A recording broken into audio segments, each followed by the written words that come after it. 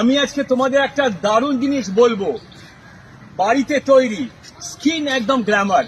You know what's that? Aloe vera. প্রথমে কাটবে, কেটে একটা বাটিতে স্ট্রেট করে রাখবে, কষটা বেরিয়ে যাবে। অ্যালোভেরা একটুখানি নেবে, একটু শশা, সামান্য শশা গ্রেট করে রসটা, অল্প মধু, 4 ফোঁটা পাতি লেবু। ট্যানিং হচ্ছে, মুখটা আগে ভালো করে ওয়াশ করে নাও, তারপরে ম্যাসাজ। দাও দেখাচ্ছি ম্যাসাজের কাজ। ভালো করে সব কটা মেখে ভালো করে মুখে মাখবে। এই নেবে 1, এই জ থেকে, তারপর এই